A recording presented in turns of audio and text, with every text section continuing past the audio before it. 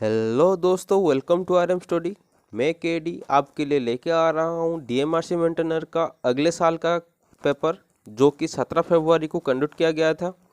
इस सेशन में मैं आपको पूरी सेट का सलूशन के साथ कुछ एक्स्ट्रा क्वेश्चन भी बताने वाला हूँ। तो दोस्तों, आज जो सेशन है वो इसका तीसरा सेशन है। पहले 2 सेशन का वीडियो मैं लिंक डिस्क्रिप्शन में डाल दूंगा, आप चाहे तो उधर से चेक कर लीजिए। तो इस सेशन को शुरू करने से पहले जो नए हैं वो प्लीज़ सब्सक्राइब कर लीजिए और बेल आइकन को क्लिक करना ना भूलिए। अगर आप मुझे टेलीग्राम पे ज्वाइन करना चाहते हैं तो लिंक डिस्क्रिप्शन पे दिया हुआ है, आप उधर ज्वाइन कर सकते हैं। तो आज की सेशन को शुरू करते हैं आपकी पहले क्वेश्चन से। A dash is use for boring small hole on wooden article. ठीक है, जो वुडन आर्टिकल है उसमें छोटा होल करने के लिए आपको क्या जो इंस्ट्रूमेंट यूज करना पड़ता है, वो है आपका गिमेंट। ठीक है, गिमेंट यूज किया जाता है वुडन आर्टिकल में स्मॉल होल करने के लिए। दोस्तों, आपकी जो गिमेंट है वो कुछ इस तरह सा है। ये जो रहेगा उसका हेड, जिसको पकड़ के हम होल करेंगे। ठीक है, ये उसका थ्रेड आ जाएगा, कुछ इस तरह से उसका थ्रेड आ जाएगा। ठीक है, आप देखे होंगे, याद कर लीजिए। ठीक है, ये वाला जो है ये चीज़ को हम गिमेंट बोलते हैं। तो और जो इसमें है जो ब्रेडवेल, ठीक है, ब्रेडल को हम दूसरे भी बोलते हैं पोकर। ये वाला वर्ड आप सुने होंगे पहले से। ठीक है, ये जो पोकर ब्रेडल को भी हम पोकर बोलते हैं। किस लिए यूज होता है? ये जो ब्रेडवेल है ये पायलट होल यूज करने के लिए यूज होता है। ठीक है, पायलट होल क्रिएट करने के लिए ये वाला ब्रेडवेल जो है ये यूज होता है। और आपका जो राउल प्लॉक, ठीक है, रावल प्लॉक टूल और बीट, ये किस लिए यूज होता है दोस्तों? स्टोन वॉल, मतलब पत्थर की दो दीवार है, और आपका कंक्रीट, ठीक है, ये चीज़ सबको इसमें होल करने के लिए आपका राउल प्लॉक टूल यूज होता है। ठीक है, इसके साथ चलते हैं आगे। An alternator field excited by A DC source, ठीक है, व्हिच इज यूजुअली एन। जो अल्टरनेटर है इसका जो फील्ड है दोस्तों दो तरह का है। एक है आपका आर्मेचर रोटेटिंग टाइप, ठीक है, आर्मेचर रोटेटिंग, और है आपका फील्ड रोटेटिंग। ये जो दो तरह का है, इसमें से सबसे एफिशिएंट जो है ये है फील्ड रोटेटिंग। ठीक है, फील्ड रोटेटिंग का क्या होता है ना, आपके जो शाफ्ट है, फील्ड जिसमें माउंट रहता है, उस शाफ्ट में जो डीसी शंट और कंपाउंड मोटर को हम माउंट करते हैं, क्योंकि वो फील्ड को एक्साइट कर सके। ठीक है, डीसी शंट और कंपाउंड मोटर दोस्तों ये कांस्टेंट वोल्टेज देता है, इसलिए इसको ज़्यादा प्रीफर करते हैं फील्ड को एक्साइट करने के लिए। ठीक है, तो ये आ जाएगा एसी सीरीज मोटर, जो स्मॉल एसी मोटर दिया हुआ है। एसी सीरीज मोटर दोस्तों, AC series motor, small AC series motor किसको बोलते हैं? क्वेश्चन आगे जा चुका है, वो है यूनिवर्सल मोटर। यूनिवर्सल मोटर को हम स्मॉल एसी सीरीज मोटर बोलते हैं। डीसी सीरीज मोटर उसका फील्ड और आर्मेचर दोनों सीरीज में कनेक्ट किया होगा, और डीसी सीरीज मोटर आपका हाई स्टार्टिंग टॉर्क के लिए यूज होता है। ठीक है, चलते हैं आगे। Dash the SI unit of flux. दोस्तों, फ्लक्स जो है उसका एसआई यूनिट है वेबर। वेबर का फ्लक्स का एसआई यूनिट है वेबर। तो चलते हैं एम्पियर टर्न पर वेबर, जिसको हम 80 वेबर भी बोलते हैं। ठीक है, 80 वेबर भी बोलते हैं। 80 वेबर किसका है दोस्तों? वो है आपका रिलक्टेंस का। ठीक है, रिलक्टेंस का दोस्तों, ये जो एस है वो रिलक्टेंस को डिनोट करता है। ठीक है, जो एस है ये रिलक्टेंस को डोनेट करता है। रिलक्टेंस का यूनिट क्या है? 80 per weber. Weber per metre square दोस्तों, वेबर पर मीटर स्क्वायर ये आपका जो फ्लक्स डेंसिटी है। ठीक है, फ्लक्स डेंसिटी के लिए ये यूज होता है। Weber per metre square flux density का यूनिट है। और क्या बोलते हैं फ्लक्स डेंसिटी का और एक यूनिट है आपका टेस्ला। ठीक है, टेस्ला जो है वो भी आपका फ्लक्स डेंसिटी का एक यूनिट है। और वेबर पर मीटर स्क्वायर और एक का यूनिट है, वो है आपका magnetic field strength.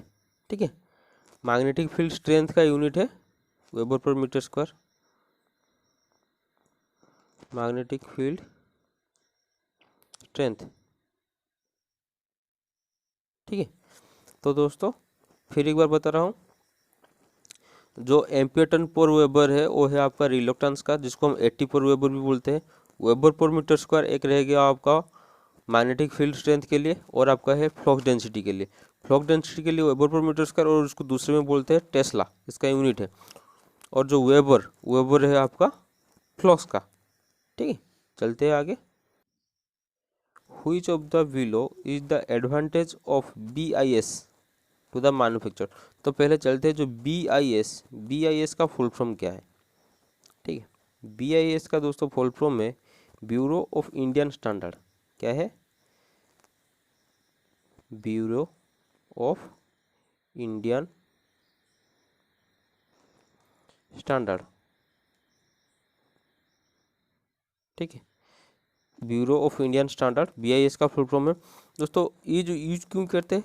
Better image product in the market. ठीक है, एडवांटेज क्या है BIS का? अगर मार्केट में बहुत सारे का प्रोडक्ट है तो जिसमें BIS मार्क होगा उस प्रोडक्ट का इमेज बहुत अच्छा है, उसको लोग ज़्यादा खरीदेंगे। ठीक है, इसलिए BIS यूज होता है better image of the product of the market, जो सबसे अच्छा क्वालिटी का रहता है। ठीक है, चलते हैं आगे। Ceiling fan should be hang dash of the above the floor. ठीक है दोस्तों, ये अगर आपका एक रूम है, इधर आपका सीलिंग फैन लटकेगा। ठीक है, ये आपका सीलिंग है और ये आपका ग्राउंड है। तो ग्राउंड से जो सीलिंग फैन तक है उसका हाइट दोस्तों आपका है 2.75, इसका हाइट है। टोटल जो सीलिंग का कितना हाइट है वो दोस्तों आपका आ जाएगा 3 मीटर। ठीक है, टोटल सीलिंग का हाइट आपका आ जाएगा 3 मीटर, और जो फैन है आपका आ जाएगा 2.75 तक। और जो स्विच बोर्ड इधर बीच में लगता है, स्विच बोर्ड इधर। ठीक है, तो स्विच बोर्ड ग्राउंड से स्विच बोर्ड तक, ठीक है, ग्राउंड से जो स्विच बोर्ड तक ये आपका आ जाएगा 1.5 मीटर। ठीक है, तो एक बार बता रहा हूँ, सीलिंग फैन से मतलब ग्राउंड से सीलिंग फैन तक आपका रहेगा 2.75 मीटर, और टोटल सीलिंग से लेके ग्राउंड तक आपका रहेगा 3 मीटर, और स्विच बोर्ड से लेके ग्राउंड तक आपका रहेगा 1.5 मीटर। ठीक है, चलते हैं। Switch connected disconnected the starting winding when the router is reached. ठीक है, आपका जो सेंट्रीफ्यूगल स्विच है वो स्टार्टिंग वाइंडिंग को कितना स्पीड पे डिसकनेक्ट करते हैं दोस्तों? आपका 75 से 80% स्पीड तक। ठीक है, आपको मैं फिगर से बता रहा हूँ। ये आपका है मेन वाइंडिंग, ये आपका है एक्सिलरी वाइंडिंग, ये इधर रहेगा आपका सेंट्रीफ्यूगल स्विच, अंदर आपका रहेगा रूटर। ठीक है, इसका प्रोसेस ऐसा है कि जब हम सप्लाई देंगे सिंगल फेज मोटर को, ठीक है, पहले तो ये बात है कि इधर स्लिप फेज होगा, मतलब सिंगल फेज से 2 फेज होगा। तो 2 फेज होकर मोटर स्टार्ट हो जाएगा। स्टार्टिंग पर्पज के लिए हम ये वाला ऑक्सिलरी वाइंडिंग यूज करते हैं, जिसको हम स्टार्टिंग वाइंडिंग बोलते हैं।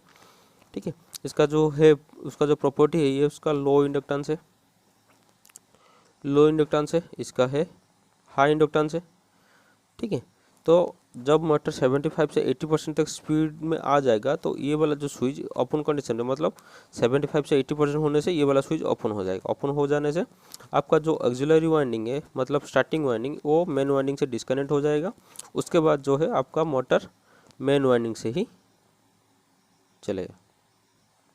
ठीक है, तो अगर ये जो स्विच है अगर डिस्कनेक्ट नहीं होगा तो क्या होगा दोस्तों? ये जो आपका ऑक्सिलरी वाइंडिंग है ये आपका हाई रेजिस्टेंस है।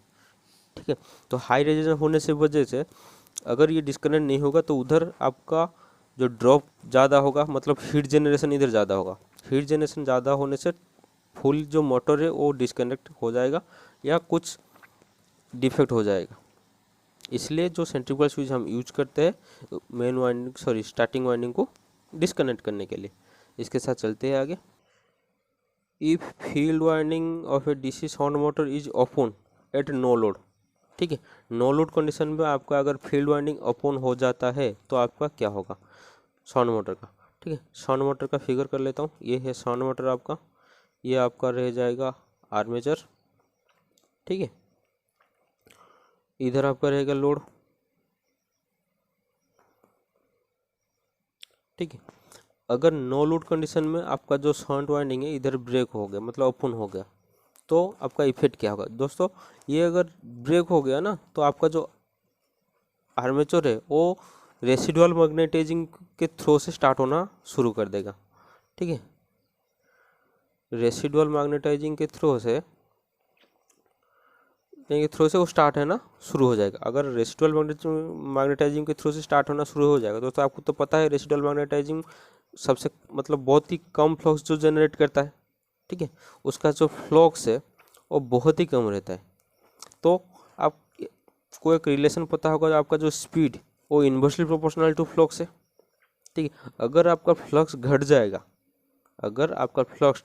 तो स्पीड क्या होगा दोस्तों, हाई हो जाएगा।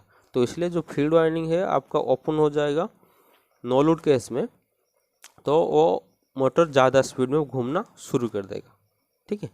ये है इसका प्रोसेस। तो इसके साथ चलते हैं आगे। A dash hammer is used for nailing, straightening and bending work, ठीक है। Nailing, straightening and the bending work में आपका कौन सा जो यूज होता है दोस्तों, आपका है बॉल पिन हैमर, इसलिए यूज होता है नीलिंग, स्ट्रेटिंग एंड बेंडिंग के लिए। आपका दोस्तों मालेट जो है आपका शीट मेटल वर्क में ज़्यादा यूज होता है। आपका जो मालेट है वो शीट मेटल वर्क में ज़्यादा यूज होता है। और आपका जो क्लाव हैमर वो किस लिए यूज होता है दोस्तों, एक्सट्रैक्टिंग द नील, मतलब कोई अगर कील घुसा होगा दीवार में, उसको निकालने के लिए आपका क्लाव हैमर ज़्यादा यूज होता है, ठीक है। इसके साथ चलते हैं आगे दोस्तों। आपका S is a dash switch. S आपको पता है, एस है आपका सिलिकॉन कंट्रोल रेक्टिफायर, ठीक है। एस का फुल फॉर्म है सिलिकॉन कंट्रोल रेक्टिफायर। दोस्तों ये यूज होता है यूनिडायरेक्शनल स्विच के लिए हिसाब से आपका एस यूज होता है, ठीक है। तो बाई डायरेक्शनल स्विच के लिए कौन सा चीज़ यूज होता है, ये भी आपको पता होना चाहिए। जो बाई डायरेक्शनल स्विच में आपका यूज होता है ज़्यादातर मॉसफेट यूज होता है, और आपका यूज होता है एक IGBT, ठीक है। मॉसफेट और IGBT जो है वो बाई डायरेक्शनल स्विच के लिए यूज होता है। तो मॉसफेट का फुल फॉर्म क्या है दोस्तों, मॉसफेट का जो फुल फॉर्म है मैं आपको बता दे रहा हूँ, उसका है मेटल, ठीक है, मेटल, O फॉर ऑक्साइड, ठीक है, S फॉर सेमीकंडक्टर, ठीक है, M for metal, O for oxide, S for semiconductor, F for field, ठीक है, E फॉर इफेक्ट, ठीक है, T for transistor,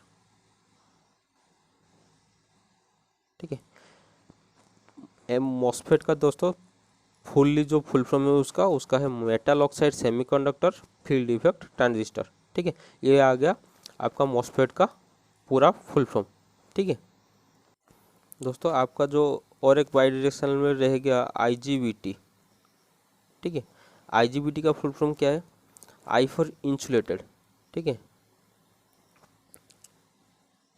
insulated gate, ठीक है, B for bipolar, T for transistor, ठीक है। IGBT का जो फुल फॉर्म है दोस्तों आपका आ जाएगा इंसुलेटेड गेट बाइफ्लोरर ट्रांजिस्टर। ये आपका बाई डायरेक्शनल स्विच में यूज होता है IGBT और मॉसफेट, ठीक है।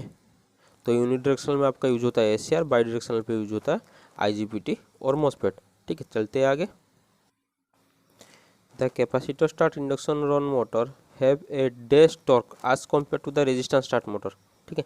रेजिस्टेंस स्टार्ट मोटर के हिसाब से जो capacitor start induction run motor है उसका टॉर्क कैसा है, ठीक है। कैपेसिटर यूज करते हैं हम स्टार्टिंग टॉर्क को अच्छा करने के लिए, ठीक है। रेजिस्टेंस के हिसाब से स्टार्टिंग टॉर्क ऐसा कैसे होता है, क्योंकि हम ऑक्सिलरी वाइंडिंग के साथ कैपेसिटर यूज करते हैं। तो दोस्तों एक्सीलेंट टॉर्क जो है, ठीक है, सबसे रेजिस्टेंस स्टार्ट मोटर से सबसे एक्सीलेंट जो होगा वो आपका आ जाएगा capacitor start induction run motor, ठीक है। और स्टार्टिंग टॉर्क सबसे ज़्यादा किसका होगा, कैपेसिटर स्टार्ट, ठीक है। कैपेसिटर स्टार्ट का स्टार्टिंग टॉर्क सबसे ज़्यादा है जो capacitor start induction run motor. इधर आपका 2 कैपेसिटर यूज होगा, मैं आपको फिगर बता रहा हूँ। ये आपका आ जाएगा मेन वाइंडिंग, ये आपका आ जाएगा ऑक्सिलरी वाइंडिंग, ठीक है। एक कैपेसिटर लगेगा इधर, उसके हिसाब से लगेगा इधर एक सेंट्रीफ्यूगल स्विच, ठीक है। और इन दोनों में से एक पैरेलल होकर जो रनिंग कैपेसिटर ये लग जाएगा कुछ इस तरह से, ये वाला आपका है स्टार्टिंग कैपेसिटर, ये आपका है रनिंग कैपेसिटर। ठीक है, पहले जो कंडीशन है, पहले एक कैपेसिटर थ्रो से दो कैपेसिटर पैरेलली होकर स्टार्ट हो जाएगा, आपका जो कैपेसिटर है इंडक्शन मोटर स्टार्ट हो जाएगा।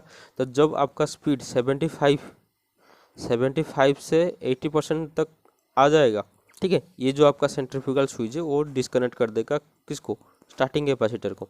तो स्टार्टिंग कैपेसिटर को डिस्कनेक्ट कर देने के बाद आपका जो मोटर है आपका रनिंग कैपेसिटर थ्रो से घूमना शुरू हो जाएगा। ठीक है, ये इसका प्रोसेस है आपका दोस्तों। जो स्टार्टिंग और रनिंग का जो है कैपेसिटर, ठीक है, आपका जो स्टार्टिंग कैपेसिटर और रनिंग कैपेसिटर, उनका जो वैल्यू होता है ना दोस्तों, वो आपका रहता है 3:1 रेशियो में रहता है। स्टार्टिंग कैपेसिटर और रनिंग कैपेसिटर का वैल्यू 3:1 रेशियो में रहना चाहिए। ठीक है, इसके साथ चलते हैं आगे। A stepper motor is basically an, ठीक है, आपका जो स्टेपर मोटर है वो बेसिकली क्या है, आपका एक सिंक्रोनस मोटर। मतलब स्टेपर मोटर का जो प्रॉपर्टी है आपका सिंक्रोनस मोटर के प्रॉपर्टी के साथ सेम रहेगा। ठीक है, और आपका दोस्तों इंडक्शन मोटर में सब जाता है, जितना भी है आपका AC single phase induction motor, उसके अंदर आपका capacitor start, capacitor on, capacitor start and run, आपका universal motor, synchronous motor, repulsion motor, ये आपका एसी सीरीज इंडक्शन मोटर में जाता है। ठीक है, इंडक्शन मोटर जाता है। तो ये डीसी ना होकर अगर एसी सीरीज होगा, अगर इधर एसी सीरीज इंडक्शन मोटर लिखा होगा तो एसी सीरीज इंडक्शन मोटर में आपका जाता है यूनिवर्सल। ठीक है, यूनिवर्सल मोटर जो है आपका एसी सीरीज मोटर में जाएगा। ठीक है, चलते हैं आगे। The range of an ammeter can extend by using dash value of resistance. ठीक है, आपका जो एमीटर यूज करते हैं उसका रेंज बढ़ाने के, मतलब अगर आपका 5 एम्पियर का एक एमीटर है आपके पास, इसको रेंज बढ़ा के आप 10 एम्पियर का करेंगे, तो क्या ऐसे चीज़ करेंगे इसके अंदर कि आपका 5 एम्पियर का जो एमीटर है वो 10 एम्पियर का करंट भी माप सकता है। तो इसलिए क्या होता है, इधर आपका जो है एक लो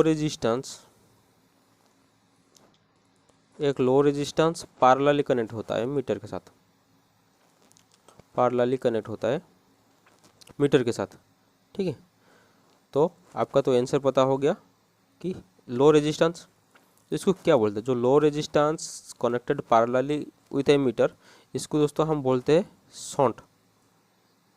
ठीक है, अगर आप वोल्ट मीटर का इंक्रीज करना चाहते हैं, वोल्ट मीटर का रेंज अगर बढ़ाना चाहते हैं, तो वोल्ट मीटर का क्या होता है, एक हाई रेजिस्टेंस, ठीक है, हाई रेजिस्टेंस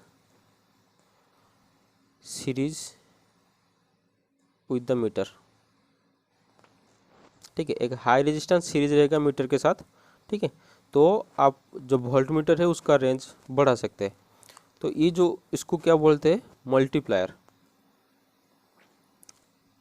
ठीक है, आपका वोल्ट मीटर का रेंज इंक्रीज करने के लिए आपका मल्टीप्लायर यूज होता है, और आपका एमीटर का रेंज बढ़ाने के लिए आपका शंट यूज होता है। ठीक है, शंट का मतलब एक लो रेजिस्टेंस जो कि पैरेलली कनेक्ट होगा, और मल्टीप्लायर का मतलब क्या है, एक हाई रेजिस्टेंस जो कि सीरीज में कनेक्ट होगा। इसके साथ चलते हैं आगे। Which of the following is the variable losses. तो दोस्तों वेरिएबल लॉसेस का आपको पता होगा, जो कपल लॉसेस, इसको ही हम वेरिएबल लॉसेस बोलते हैं। कपल लॉसेस को जनरली हम I2R लॉस भी बोलते हैं, ये आपका वेरिएबल लॉस है। ठीक है, और जो रह गया कोर लॉस। ठीक है, कोर लॉस में आपका hysteresis loss, eddy current loss आपका आ जाएगा। कोर लॉस, जो हिस्टैरिसीस लॉस वो कैसा होता है, और एडी करंट लॉस वो कैसा होता है। एडी करंट लॉस दोस्तों लैमिनेशन के ऊपर डिपेंड करता है। ठीक है, लैमिनेशन के ऊपर डिपेंड करता है आपका एडी करंट लॉस, और लैमिनेशन में जो मटेरियल यूज होता है, ठीक है, इसके ऊपर डिपेंड करता है आपका हिस्टैरिसीस लॉस। जैसे कि lamination is used for reducing eddy current loss, silicon steel used in the lamination. जो सिलिकॉन स्टील जो एक मटेरियल है, ये लैमिनेशन में क्यों यूज करते हैं, आपका हिस्टैरिसीस लॉसेस को रिड्यूस करने के लिए। क्वेश्चन दोस्तों ऐसा ही वेरी करेगा आपको। ठीक है, तो इस हिसाब से आप क्वेश्चन को ध्यान से पढ़िए और आंसर दीजिए। चलते हैं आगे। The revolution speed of a standard food mixer का जो आरपीएम क्या है। ठीक है, तो पहले आप पता चल जाएगा, तो उसके बाद आरपीएम का भी पता कर लेंगे। तो फूड मिक्सर पे आपका क्या यूज होता है, कौन सा मोटर जो है आपका फूड मिक्सर में। दोस्तों यूजुअली जो है यूनिवर्सल मोटर आपका फूड मिक्सर में यूज होता है, ठीक है। तो यूनिवर्सल मोटर जो है हाई टॉर्क हाई स्पीड, ठीक है। यूनिवर्सल मोटर का प्रॉपर्टी है हाई टॉर्क और हाई स्पीड, ठीक है। तो हाई स्पीड का मतलब 3000 से 14000 आरपीएम तक आपका यूनिवर्सल मोटर जो है यूज होता है, जो कि मतलब फूड मिक्सचर में जो यूनिवर्सल मोटर यूज होता है आपको उसका रेंज 3000 से 14000 आरपीएम तक है, ठीक है। The reason of sulphation in lead acid battery, ठीक है। लीड एसिड बैटरी में जो सल्फ्यूटेशन है वो क्या है, तो दोस्तों जो टर्म ओवर डिस्चार्जिंग, ठीक है। ओवर डिस्चार्जिंग और मतलब बहुत टाइम से आप रिचार्ज किया ही ना हो, मतलब लॉन्ग टाइम से आप डिस्चार्ज रहा हो आपका बैटरी, ठीक है। लॉन्ग टाइम डिस्चार्ज आपका अगर ओवर डिस्चार्जिंग हो गया, मतलब लॉन्ग टाइम से आप बैटरी यूज ना किया हो, रिचार्ज किया ना हो, ऐसे ही रह के आपका जो है वो सल्फ्यूटेशन है आपका क्रिएट हो जाता है।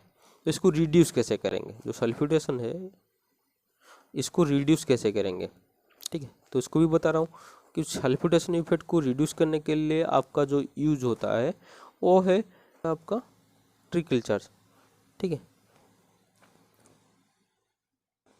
आपका एक मेथड है ट्रिकल चार्ज। ये मेथड आपका क्या है, ट्रिकल चार्ज जो मेथड है ये है आपका बहुत ही स्लो रेट से, मतलब बहुत ही कम करंट से बहुत टाइम तक बैटरी को चार्ज करना पड़ेगा, मतलब लो रेट लॉन्ग टाइम,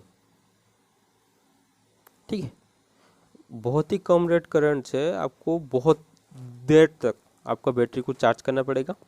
ये जो मेथड है इस मेथड को ट्रिकल चार्ज कहते हैं, ठीक है। तो ट्रिकल चार्ज मेथड किस लिए यूज होता है, अगर आपका बैटरी में सल्फ्यूटेशन अगर हो गया है तो उसको रिमूव करने के लिए उसका जो मेथड है ट्रिकल चार्ज मेथड यूज होता है, ठीक है। इसके साथ चलते हैं आगे। A neon tester is specify by its dash voltage. जो नियॉन टेस्टर है आपका उसको स्पेसिफाई कौन सा वोल्टेज में क्या है, दोस्तों इसका वर्किंग वोल्टेज, जिस वोल्टेज में आपको वर्किंग किया जाएगा इसके हिसाब से उस नियॉन टेस्टर जो है उसको हम स्पेसिफाई करेंगे, ठीक है। तो नियॉन टेस्टर जो है उसका आपका रेंज आपका आ जाएगा 110 वोल्ट से लेकर 700 वोल्ट तक। उसका रेंज नियॉन टेस्टर का जो रेंज 110 वोल्टेज से 700 वोल्टेज तक बोथ एसी और डीसी में यूज हो सकता है आपका नियॉन टेस्टर, ठीक है। इसके साथ चलते हैं आगे। Which of the following is filled in an halon fire extinguisher. दोस्तों जो हैलन फायर एक्सटिंग्विशर है जनरली वो इलेक्ट्रिकल फायर को रिड्यूस करने के लिए यूज होता है। इलेक्ट्रिकल फायर को ओमिट करने के लिए जो हैलन फायर एक्सटिंग्विशर यूज होता है, तो हैलन फायर एक्सटिंग्विशर के अंदर क्या रहता है आपका है BCF, मतलब ब्रोमो क्लोरोफ्लोराइड मीथेन। ब्रोमो क्लोरोफ्लोराइड मीथेन आपका जो BCF है वो आपका यूज होता है हैलन टाइप फायर एक्सटिंग्विशर में, जो इलेक्ट्रिकल फायर को ओमिट करने के लिए यूज होता है। तो इलेक्ट्रिकल फायर को ओमिट करने के लिए और कौन सा यूज होता है, तो दोस्तों आपका यूज होता है एक है ड्राई पाउडर यूज होता है। ड्राई पाउडर दो तरह से यूज होता है, मतलब क्लास डी के लिए भी यूज होता है, मतलब क्लास डी में आपका इलेक्ट्रिकल फायर जाता है, और क्लास बी के लिए भी यूज हो सकता है। तो लिक्विड फिक्विड केस में और क्लास बी में भी यूज होता है dry powder type, class D मतलब इलेक्ट्रिकल पर्पज में भी ड्राई पाउडर आपका यूज होता है। और है आपका CTC, मतलब हैलन फायर एक्सटिंग्विशर का और एक नाम है CTC, इसको भी हम इलेक्ट्रिकल फायर एक्सटिंग्विशिंग के लिए यूज कर सकते हैं। और आपका है CO2, इसको भी हम इलेक्ट्रिकल फायर एक्सटिंग्विशर में यूज कर सकते हैं, ठीक है। तो इसके साथ चलते हैं आगे। The winding content only one side of the each slot, ठीक है। एक ही स्लॉट में आपका एक ही कॉइल रहेगा दोस्तों, ये आपका है सिंगल लेयर वाइंडिंग और सिंप्लेक्स वाइंडिंग कह सकते हैं। एक ही कॉइल आपका ईच स्लॉट में रहेगा। तो इस तरह सा डबल लेयर और डुप्लेक्स, ठीक है। डुप्लेक्स जो वाइंडिंग है क्या है, वो पैरेलली कनेक्ट रहेगा दो सिंप्लेक्स वाइंडिंग, ठीक है। दो सिंप्लेक्स वाइंडिंग मतलब two simplex winding parallelly connected, ठीक है। टू सिंप्लेक्स वाइंडिंग जो पैरेलली कनेक्ट होगा वो आपको डुप्लेक्स। तो इस तरह से आपका अगर three simplex winding, 3 simplex winding अगर पैरेलली कनेक्ट होगा तो ये आपका आ जाएगा ट्रिप्लेक्स में, ठीक है। तो इस तरह से चलते हैं आगे। What is the second step of the 5S concept. 5S concept का आपका सेकेंड स्टेप क्या है? तो दोस्तों मैं आपको तीनों बता रहा हूँ, मतलब सॉरी पांचों बता रहा हूँ। पहला जो एस है, ठीक है, पहला जो एस है आपका जाता है शॉर्ट, ठीक है। पहला जो एस है आपका जाता है शॉर्ट, दूसरा जो है आपका जाता है सेट इन ऑर्डर, ठीक है। तीसरा जो जाता है वो आपका जाता है साइन, ठीक है। चौथा आपका जाता है स्टैंडर्डाइज,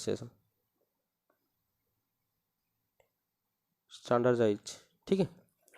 आपका जो पांचवा कॉन्सेप्ट है वो आपका सस्टेन, ठीक है। तो आपका जो सेकेंड एस, ठीक है, second S of the 5S concept, ठीक है, वो क्या है आपका सेट इन ऑर्डर। मतलब कोई भी चीज़ हो इसको सिस्टमेटिक अरेंजमेंट करना चाहिए, ठीक है। पांचों समझा रहा हूँ। पहले तो आपको शॉर्टिंग करना चाहिए अच्छे से, ठीक है। दूसरा एस में आपको मतलब सिस्टमेटिक अरेंजमेंट में उसको रखना चाहिए, और साइन मतलब हर वक्त उसको क्लीन करना चाहिए, कोई गंदा ना हो। स्टैंडर्डाइज, उसका स्टैंडर्डाइजेशन के हिसाब से आपको आपका जो इंस्ट्रूमेंट है अलग अलग रखना चाहिए। और सस्टेन मतलब ये जो प्रोसेस है इसको हर वक्त मेंटेन करना चाहिए, ठीक है। तो सेकंड एस जो है 5S कॉन्सेप्ट का आपका जाता है सेट इन ऑर्डर, मतलब सिस्टमेटिक अरेंजमेंट, ठीक है। सिस्टमेटिक अरेंजमेंट में जाता है आपका, ठीक है, सेकंड एस। और सॉर्टिंग आउट ये वाला जाता है पहला एस। स्टैंडर्डाइजेशन ये वाला जाता है चौथा एस। सेल्फ डिसिप्लिन मतलब ये जो सस्टेन करना चाहे, मतलब हर वक्त कंटिन्यू करना चाहिए, जो सेल्फ डिसिप्लिन ये रहना चाहिए आपका, ये वाला है पांचवा बेस, ठीक है। इस तरह से चलते हैं आगे। देखिए दोस्तों ये वाला क्वेश्चन मैं पहले बता के आया हूँ अभी थोड़ी देर पहले। The core of an alternator is laminated to, ठीक है। अल्टरनेटर का जो कोर है इसको लैमिनेटेड क्यों किया जाता है? इसको जो दोस्तों एडी करंट लॉसेस है इसको रिड्यूस करने के लिए आपका अल्टरनेटर का कोर को लैमिनेटेड किया जाता है, ठीक है। तो लैमिनेशन में अगर सिलिकॉन स्टील यूज होता है, ठीक है, silicon steel use in the lamination दोस्तों, ये किस लिए? आपका हिस्टैरिसीस लॉसेस को रिड्यूस करने के लिए, ठीक है। चलते हैं आगे। ए JFET is also called an dash transistor, ठीक है। तो JFET है, JFET का जो फुल फॉर्म है जंक्शन फील्ड इफेक्ट ट्रांजिस्टर, ठीक है। वो किस तरह का ट्रांजिस्टर दोस्तों? ये जाता है यूनिपोलर ट्रांजिस्टर में जाता है आपका JFET। यूनि जंक्शन में कौन जाता है? ठीक है, यूनि जंक्शन में एक ही जंक्शन इसका होगा, मतलब आपका डायोड आ जाएगा यूनि जंक्शन, एक ही जंक्शन है उसका, मतलब P और N में एक ही जंक्शन है, ठीक है। और बाई जंक्शन में आपका आ जाएगा ट्रांजिस्टर, ठीक है। बाई जंक्शन में आपका आ जाएगा ट्रांजिस्टर, दो ही जंक्शन, ठीक है। बाईपोलर ट्रांजिस्टर, बाईपोलर में आपका आ जाएगा BJT, बाईपोलर जंक्शन ट्रांजिस्टर। ये जो आपका BJT आपका बाईपोलर में, बाई जंक्शन में आपका आएगा ट्रांजिस्टर, यूनि जंक्शन में आपका आएगा डायोड, यूनिपोलर में आपका आएगा JFET, ठीक है। चलते हैं आगे। What is the voltage range of extra high tension cable, ठीक है। एक्स्ट्रा हाई टेंशन केबल का जो वोल्टेज रेंज कितना है दोस्तों? वो 33 kV से 66 kV लेके तक है एक्स्ट्रा हाई टेंशन केबल। और सिर्फ हाई टेंशन केबल का कितना है? वो आपका आ जाएगा 11 kV से 33 kV तक, ठीक है। लो वोल्टेज का आपका आ जाएगा 240, ठीक है, 240 से लेकर आपका आ जाएगा 440 तक, ठीक है। इस तरह से आपका है। तो एक्स्ट्रा टेंशन जो केबल है उसका जो रेंज कितना है 33 से लेकर 63 kV तक। तो चलते हैं आगे। Which of the following is the correct full form of the VFD, ठीक है। VFD का दोस्तों जो करेक्ट फुल फॉर्म क्या है आपका? वेरिएबल फ्रीक्वेंसी ड्राइव, ठीक है। तो VFD का फुल फॉर्म क्या है? वेरिएबल फ्रीक्वेंसी ड्राइव, ठीक है। चलते हैं आगे, ठीक है। तो चलते हैं ये वाला question. Dash is the active material of the lead acid cell. Lead acid cell में एक्टिव मटेरियल कौन है दोस्तों? आपका जो दिया गया है आंसर वो है आपका स्पॉन्जिलीड। तो मैं बता रहा हूँ कि एक्टिव मटेरियल कैसा है। आपका दो तरह का प्लेट यूज होता है इधर, ठीक है। जो प्लेट है ये आपका दो तरह का यूज होता है। एक है आपका, ठीक है, प्लेंटर प्लेट, ठीक है। दूसरा जो है आपका फेवर प्लेट। आपका है, एक है प्लेंटर प्लेट और एक है आपका फेवर प्लेट, ठीक है। जो ये जो फेवर प्लेट, इसमें आपका दोनों जाता है। एक है आपका पॉजिटिव और आपका जाएगा नेगेटिव में। पॉजिटिव प्लेट जो है, पॉजिटिव प्लेट आपका लीड एसिड सेल में आपका जो पॉजिटिव प्लेट है आपका PbO2 मतलब लीड पेरोक्साइड जो है वो आपका पॉजिटिव प्लेट में जाता है। नेगेटिव प्लेट में जाता है सिंपली जो जाता है आपका जो है स्पॉन्जी लीड Pb, ये वाला जो दिया गया है ये नेगेटिव प्लेट में एक्टिव मटेरियल के हिसाब से यूज होता है आपका स्पॉन्जी लीड, और पॉजिटिव प्लेट में एक्टिव मटेरियल के हिसाब से आपका यूज होता है PbO2 मतलब लीड पेरोक्साइड। और आपका जो है इलेक्ट्रोलाइट क्या यूज होता है लीड एसिड सेल में, आपका यूज होता है H2SO4 मतलब कौन सा एसिड, सल्फ्यूरिक एसिड जो है आपका यूज होता है। डाइल्यूट सल्फ्यूरिक एसिड बोल सकते हो तो अच्छा है। H2SO4 आपका यूज होता है इलेक्ट्रोलाइट के हिसाब से। तो पॉजिटिव प्लेट में एक्टिव मटेरियल कौन है, लीड पेरोक्साइड। नेगेटिव प्लेट में एक्टिव मटेरियल कौन है, स्पॉन्जी लीड, ठीक है। चलते हैं आगे। ISO इज स्टैंड फॉर दोस्तों, ISO जो है इंटरनेशनल ऑर्गेनाइजेशन फॉर स्टैंडर्डाइजेशन, इसका जो फुल फॉर्म है इंटरनेशनल ऑर्गेनाइजेशन फॉर स्टैंडर्डाइजेशन, ठीक है। तो दोस्तों आप देख सकते हैं एब्रिविएशन जो है वो ये वाला सेट में 2 आया है। आपका देख सकते हैं इलेक्ट्रॉनिक्स का भी क्वेश्चन है, कुछ प्रॉब्लम पे आया है। तो दोस्तों आपको हर तरह के क्वेश्चन को प्रैक्टिस करना चाहिए ये वाला जो द्विमासिक का एग्जाम है उसको क्रैक करने के लिए। तो इलेक्ट्रॉनिक्स का जो सेशन शुरू होने वाला है इसमें हर तरह का मतलब बेसिक इलेक्ट्रॉनिक्स में जितना भी है वो मैं आपको इसमें बता दूंगा। उसके बाद इलेक्ट्रॉनिक्स का सेशन खत्म होने के बाद हम बेसिक इलेक्ट्रिकल लेके जितना भी हम इलेक्ट्रिकल का चैप्टर है वो सेशन भी हम शुरू करने वाले हैं, ठीक है। तो आप हमसे जुड़े रहिए। जो इस चैनल में नए हैं वो प्लीज़ इधर सब्सक्राइब कर लीजिए, और अगर लगता है आपका दोस्त के लिए ये वाला वीडियो इम्पोर्टेंट हो सकता है तो आप उसको भी शेयर कीजिए, उनका भी कुछ हेल्प हो सके। तो ये वाला जो मेट्रो का सेशन है जो 17 फरवरी को कंडक्ट किया गया था, ये सेशन यही ख़त्म होता है। तो इस सेशन में जितना भी डाउट है वो आप मुझे कमेंट में बता सकते हैं, मैं इसको सल्यूशन ज़रूर करूँगा। और टेलीग्राम पे आप चाहे तो ज्वाइन हो सकते हैं, क्योंकि उधर जो है जो इम्पोर्टेंट जो टॉपिक है उसका जो डॉक्यूमेंट उधर सेंड होता रहता है। जो भी क्वेश्चन में कुछ नया चीज़ें उसमें सेंड होता रहता है, तो आप चाहे तो टेलीग्राम पे भी हमें जोड़ सकते हैं। तो इसके साथ आज के सेशन को यही रखते हूँ।